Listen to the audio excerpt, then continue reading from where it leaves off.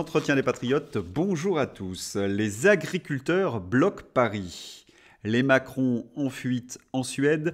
Avant de répondre à cette question et traiter de nombreux sujets d'actualité, vous connaissez la routine sur cette chaîne, je débute toujours ce journal par remercier ceux qui m'ont permis de le faire, car ils m'ont financé à l'aide des merci rémunérateurs. Et aujourd'hui sont à l'honneur des fidèles parmi les fidèles, VTT Pollux, Luc Tobiana, ma chère Anissé, Eric Conseil, Dom Dom, Jean-Claude Criado, Frédéric et Corinne Auger. Merci à eux du fond du cœur. Et puis je tenais à vous remercier, vous avez répondu à l'appel de la réinformation, vous avez levé massivement le petit pouce, alors on continue, vous avez écrit de nombreux messages, plus de 1000, et vous avez diffusé sur d'autres réseaux sociaux. Je vous remercie donc du fond du cœur.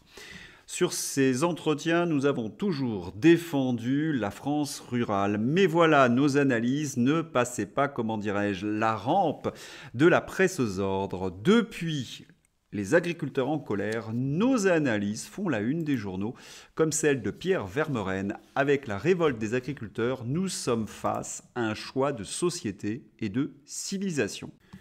Pour l'historien, la colère des agriculteurs est la conséquence de décennies de destruction de l'économie paysanne et d'ouverture au marché mondial. Sur cette chaîne, nous l'avons dit depuis des années, parce que nous nous sommes opposés dès 1992 au traité de Maastricht à l'acte unique. Et nous sommes en train de payer les conséquences de la vente de la France aux mensonges européistes. Je me souviens d'un mot de Montesquieu qui était utilisé lorsque nous avions milité contre ce traité de Maastricht. Si vous donnez les clés de votre maison à un étranger, il ne faut pas s'étonner qu'il en profite. Et qu'est-ce qu'ils en ont profité, ces européistes? Pensez au marché de l'électricité. Nous produisons l'électricité à 6 centimes et nous sommes obligés de la payer 20, 25 centimes? Et pour quelle raison? Pour financer nos propres concurrents. Nous sommes en train de vendre nos fleurons à la découpe. Pensez par exemple à Athos. Nous n'avons plus de frontières. Nous sommes donc submergés au niveau migratoire. Et l'Union européenne n'arrête pas de signer des traités de libre-échange qui concurrencent déloyalement nos paysans et nos entreprises. À cette liste non exhaustive, il faudrait ajouter la santé. L'Union européenne a exigé de la France des économies. Vous aviez donc une population qui vieillissait. Et l'Union européenne, dans sa grande sagesse, réduit la taille d'offres de soins. Le résultat, je vous l'ai présenté hier, nos urgences deviennent des mouroirs. Il faudrait également évoquer l'éducation nationale, gangrénée par le wokisme et par la propagande européiste. Et enfin, finir par l'escrologie, le pack vert. Nous sommes en train de sacrifier notre pays aux lubies des européistes. Pourquoi l'Union européenne a voulu signer un accord de libre-échange avec le Chili? Écoutons. Sur les éoliennes, vous avez vu qu'on a signé un accord avec le Chili. Vous savez pourquoi on a signé cet accord? Parce qu'on a besoin du cuivre. On a besoin du cuivre chilien pour relier les éoliennes au réseau principal. On est en train de brader notre agriculture pour des éoliennes qui ne représenteront que quelques pourcents. Pour satisfaire le lobby éolien allemand, nous sommes ni plus ni moins en train de sacrifier notre paysannerie. C'est ce que rapporte d'ailleurs Jérôme Fourquet. En 1992, il y avait 900 000 exploitations en France. Aujourd'hui, il y en a 380 000. C'est le plus grand plan social silencieux de l'histoire de France contemporaine. Là, c'est leur survie en tant que groupe social qui se joue. Mais nous savons pourquoi ils veulent euthanasier la paysannerie française. Reprenons l'exemple du Chili. L'Union européenne signe donc un traité de libre-échange avec ce pays pour le cuivre. Et comme l'a dit Éric Revel, le cuivre est nécessaire à la filière éolienne. Il sacrifie la paysannerie française pour l'éolien. Mais est-ce que nous avons besoin de l'éolien? Ah, certes, au début, on nous a vendu l'éolien comme nécessaire pour sauver la planète. Le mixte éolien-solaire allait remplacer notre nucléaire. Après quelques années, nous savons que c'est faux, c'est même impossible. On n'a jamais eu besoin autant de nucléaire. Et tous les investissements dans l'éolien, eh bien, ils n'ont fait qu'alourdir notre facture énergétique. Et sur le plan écologique, eh bien, l'éolien bétonne les terres, fait disparaître les oiseaux, et vous ne pouvez pas passer à côté de l'éolien sans avoir des migraines.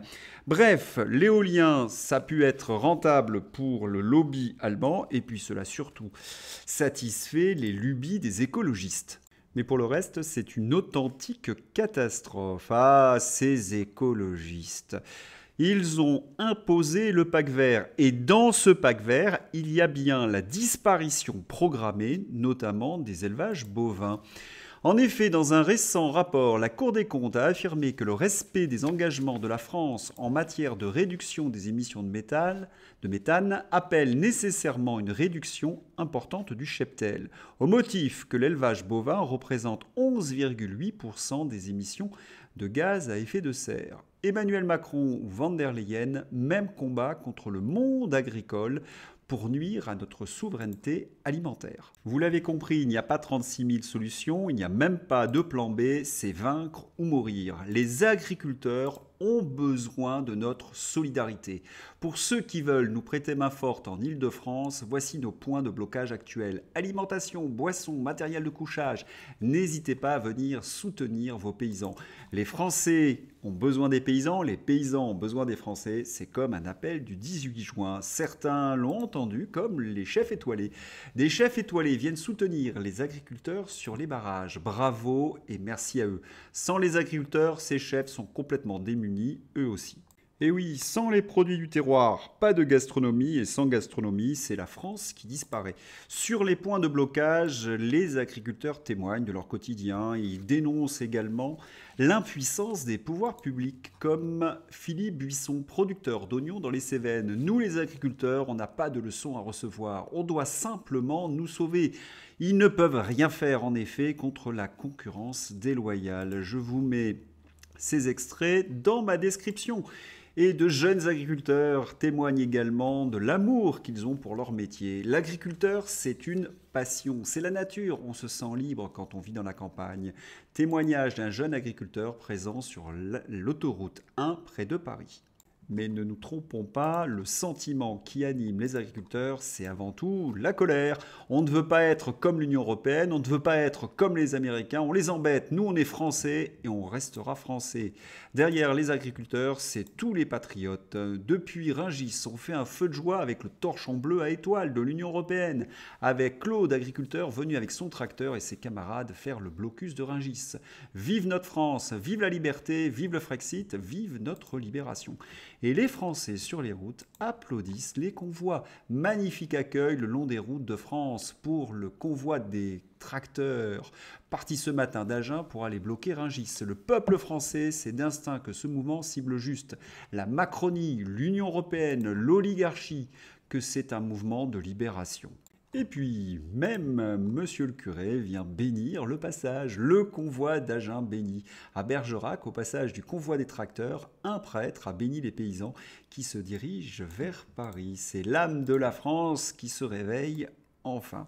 Et que se passe-t-il dans les médias? Écoutons Laurence Ferrand. Des blindés de la gendarmerie pour arrêter les tracteurs. Nous en sommes là, alors que les agriculteurs ont entamé cet après-midi un mouvement de blocage de la capitale pour faire entendre leurs revendications, partiellement entendues seulement par le gouvernement. Osons leur dire quelles sont déjà ces revendications largement soutenues non seulement par les habitants des campagnes, mais aussi par ceux des villes qui ne bénéficient pas des circuits courts, qui mangent des légumes sous cellophane, des poissons pleins d'ammoniac et qui circulent dans des rues, notamment parisiennes, pleines de poubelles et de rats, qui, croyez-moi, n'ont rien à voir avec Ratatouille. Osons leur dire que bloquer la circulation, cela fait 10 ans qu'Anne Hidalgo le fait consciencieusement et que pour une fois, on sera ravis d'être bloqués dans les embouteillages puisque c'est pour la bonne cause. Osons leur dire que tous ceux qui se trouvent dans des villes tenues par des écologistes se tiennent les côtes de rire lorsque ces derniers jurent partager les mêmes combats que les agriculteurs. La bonne blague. Osons leur dire que si Paris vaut bien une messe, elle a le cuir épais et qu'elle vaut bien une promesse. Continuez à nous nourrir car nous allons continuer à vous chérir. Ruraux, parigots, même combat. On en débat ce soir dans Punchline. Et la presse est rejointe aussi par certains hommes politiques. Un peu de vérité filtre parfois de la matrice. Malheureusement, c'est un problème européen. Il y a beaucoup de pays européens qui sont favorables au libre-échange. En Europe, vous avez des écologistes, des socialistes, des gens du PPE qui votent systématiquement pour les accords de libre-échange. Mais attendez, je rêve, vous avez des hommes politiques, des journalistes qui soutiennent un mouvement de colère. Ah, nous n'avions ni journalistes, ni hommes politiques, tout au moins des grands partis qui étaient derrière les Gilets jaunes. Que se passe-t-il? Bon, on ne va pas se mentir, il y a un effet d'aubaine. Vous avez des élections en juin, il est de bon ton d'utiliser une crise pour taper sur le gouvernement. Et il ne faut pas oublier non plus que l'électorat des LR et du Rassemblement national se trouve souvent dans un milieu rural. Et les journalistes, eh bien, ce sont des journalistes de droite. Ils sont donc proches des LR et du Rassemblement national. Il faut également ajouter que les médias sont en perte de vitesse due à une perte de confiance. La presse aux ordres n'est pas un modèle rentable. Nous voyons donc certains journalistes essayer de se redorer une image à l'aide des agriculteurs en colère. Et enfin, il y a les milieux économiques. Nombreux sont les économistes européistes, je vous ai présenté Nicolas Bavrez hier, qui viennent soutenir les agriculteurs. Est-ce que les grands patrons ont enfin compris qu'Emmanuel Macron conduisait la France vers la faillite? L'avenir nous le dira. Allez, on va changer de sujet. Éducation nationale. Certains professeurs sont donc maintenant équipés de gaz lacrymogène pour se protéger des élèves. Qu'en pense Jérôme Bigot? D'abord, on s'étonne de la difficulté de recruter des profs. Alors, si l'étape suivante, c'est quoi? C'est des cours de full contact obligatoires pour devenir prof. C'est un membre de la CRS 8 ou de la BAC dans chaque classe. Bon, c'est un moindre mal d'autoriser les professeurs à avoir des bombes lacrymogènes dans les classes, mais c'est vraiment s'attaquer aux effets, pas aux causes. À la racine, la justice pénale, et on ne va pas tout dérouler, mais notamment un point clé, c'est l'obligation de scolarisation dans le système normal. Il y a dans certaines classes des élèves qui ne sont pas capables, en raison de leur état psychologique, si vous voulez, ou de leur agressivité, de suivre la classe. Et il faut absolument les sortir du système normal, le temps de les remettre d'aplomb pour ensuite qu'ils puissent poursuivre leurs études. Si on ne fait pas ça, on s'en sortira jamais. Voilà le monde dans lequel nous font vivre les européistes. Une petite piqûre de rappel de la pandémie. Bravo, vous êtes les premiers à le reconnaître dans le petit monde médiatique parisien. Reste maintenant à investiguer en détail les raisons de l'erreur et la responsabilité de celles et ceux qui l'ont activement encouragé. Oui, c'est un véritable scandale qu'il faut expliquer. Le professeur Delfrécy, Anthony Fauci, les autorités sanitaires, Alain Fischer ont fini par reconnaître que le pchout ne protégeait ni de l'infection ni de la transmission. Or, il faut savoir que 90% des gens qui sont morts du Covid ont attrapé le Covid ou cela à l'hôpital. Ils entraient à l'hôpital pour une pathologie et attrapaient le Covid. Qu'est-ce que je veux dire par là? Les soignants non vaccinés, on les obligeait à faire des tests quotidiens avant de les suspendre. Autrement dit, c'était eux qui pouvaient préserver le plus les patients fragiles, parce que ceux qui ont été pchoutés, ils ne protégeaient pas les patients, puisque le pchout ne protège ni de l'infection ni de la transmission. Vous imaginez le niveau d'injustice? Oui, il faudrait absolument une enquête sur le sujet. Mais la médecine est tenue en France par Molly Bobard. Didier Raoult a publié une étude. C'est de la provocation et personne ne fait quoi que ce soit. On est en train de mettre en danger la vie de nos concitoyens et on met en danger la crédibilité dans la science. Que de grandiloquence, mais qu'est-ce que cela cache? On contextualise. Didier Raoult publie une étude sur l'HCQ dans une revue. Molly Bobard, hier, était déjà sur le service public pour déverser sa bile. Et vous constatez comme moi qu'il n'y a pas de contradicteur. Il peut dérouler. Je dirais même plus. Il est épaulé par Christophe Barbier. Je le confonds toujours depuis qu'il voulait persécuter les non-vaccinés. L'homme à l'écharpe rouge, le commissaire politique d'Emmanuel Macron. J'ai presque envie de dire que c'est un aveu de culpabilité pour Molly Bobard. Hélène Banoun utilise l'ironie. Enfin, un médecin honnête. Il travaille gratuitement pour Pfizer. Il déclare ne rien toucher de l'industrie alors qu'il est en charge du dosage du Paxlovid de Pfizer. Scandaleux! Il va faire baisser les salaires des scientifiques en travaillant gratuitement. Et là, je suis obligé de corriger Hélène Banoun. Non, ce n'est pas Mathieu Molimar qui travaille sur la pilule Paxlovid. C'est son frère jumeau. Eh bien, Mathieu, tu viens d'affirmer que tu ne travaillais pas avec les laboratoires pharmaceutiques. C'est bien toi qui travailles sur le Paxlovid de Pfizer? Ou alors, tu as un jumeau homonyme. Allez, bisous, à bientôt. La matinale ce jeudi avec le professeur Mathieu Molimar, pharmacologue du CHU de Bordeaux. Le CHU de Bordeaux travaille sur la mise en point du dosage du Paxlovid et c'était lui, bien évidemment, qui était interviewé.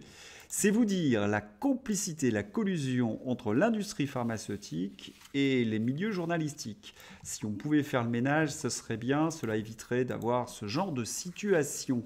Un grand soutien à Alain Houpert. Quand je lis les 2 commentaires là, j'ai la vague impression de voir ce que mes grands-parents et oncles ont combattu il y a 80 ans. Heureux de constater le niveau de certains contempteurs, une cour de récréation pire, le bac à sable, et ce sont toujours les mêmes, Julien Impin ou le docteur Jérôme Barrière. Puisqu'on parle de cour de récréation, une transition toute faite, Gabriel Attal. Gabriel Attal envisage des mesures supplémentaires contre la concurrence déloyale d'autres pays. Vous n'avez pas l'impression que Gabriel Attal a pris 10 ans à l'espace de 15 jours ?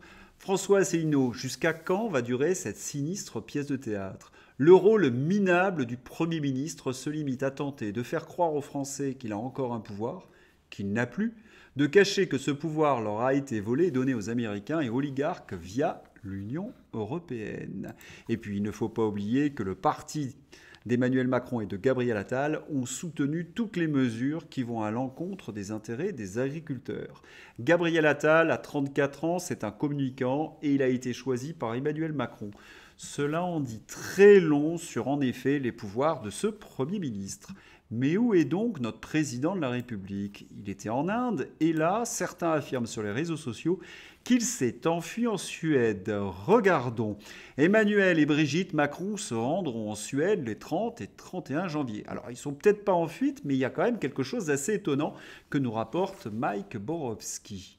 Alors que les agriculteurs font le blocus autour de Paris, Emmanuel Macron se rendra demain pour 2 jours en Suède. On a l'impression que Macron a l'agenda de tous les mouvements sociaux de l'Hexagone. Le gars est constamment à l'étranger et celui depuis les Gilets jaunes. Comment expliquer ce phénomène quasi paranormal ? Allez, je tente une explication. La frousse. Union européenne, Financial Times. L'Union européenne prépare un plan de sabotage de l'économie hongroise. Mais qu'est-ce que c'est que cette histoire ? Florian Philippot. La mafia européiste démasquée par le Financial Times. Et c'est sidérant. Le Financial Times vient de publier un document bruxellois confidentiel qui détaille un plan d'attaque contre l'économie hongroise si la Hongrie pose son veto au soutien financier à l'Ukraine de Zelensky, alors que c'est normalement une décision souveraine. L'Union européenne sabotera l'économie hongroise si Budapest bloque une nouvelle aide à l'Ukraine lors d'un sommet cette semaine dans le cadre d'un plan confidentiel élaboré par Bruxelles. Les armes sont détaillées, cibler explicitement l'économie de la Hongrie, mettre en péril sa monnaie et entraîner un effondrement de la confiance des investisseurs dans le but de nuire à l'emploi et à la croissance. Chantage, menaces, violence, l'Union européenne est comme un gang, une mafia. C'est donc une mafia qu'il faut combattre. Qui peut accepter que la France reste dans un système aussi pourri et vicieux ? Frexit, bien évidemment. Pour mémoire, les Américains ne veulent plus donner d'argent à Zelensky. Est-ce qu'ils ont donné l'ordre à Ursula von der Leyen de donner cet argent à leur place ? Il faudrait là encore une commission d'enquête parce que Ursula von der Leyen n'a pas été mandatée par la France ou par les autres peuples européens pour livrer de l'argent à Zelensky. Et l'Ukraine, ce ne sont pas ces produits agricoles qui viennent concurrencer nos produits. Ukraine, est-ce qu'il n'y a pas eu suffisamment de morts ? Et on devrait donner 55 milliards alors que nous avons besoin d'argent en France, alors que nous sommes proches de la faillite. Mais qu'est-ce que c'est que ce scandale ? Et il y a la réalité également du terrain. Hier, je vous avais dit que l'armée russe avançait petit à petit. Certains vont même plus loin. À Kiev, les médias ukrainiens se sont fait l'écho d'un vif débat concernant la responsabilité du chef d'état-major Zaloujny, pointé du doigt après la perte rapide de plusieurs localités à l'est de la rivière Oskol, ce qui confirme bien un début d'effondrement du front ukrainien. Certains affirment même que Zaloujny aurait été limogé. Attention évidemment à l'intox, mais il n'en reste pas moins que de nombreuses sources nous font part que certains villages ont bien été pris par les forces armées russes. Les forces armées russes ont percé les défenses ukrainiennes en direction de Kupiansk et ont pris le contrôle du village de Tabaïevka. Les forces armées ukrainiennes auraient abandonné leur position à Kislivka et Kotyarivka. Voilà, je vais y arriver. On comprend la panique de Van der Leyen qui veut absolument soutenir Zelensky avant les élections de juin et avant les élections américaines. À suivre. Allez, on va finir par les députés Renaissance, les militants Renaissance qui se sont réunis à Draguignan. Ah non, pardon, je me suis complètement trompé. Ce ne sont que les agriculteurs en colère avec leurs moutons. J'espère que vous avez apprécié ce journal. Je vous souhaite une excellente journée. À bientôt. Au revoir.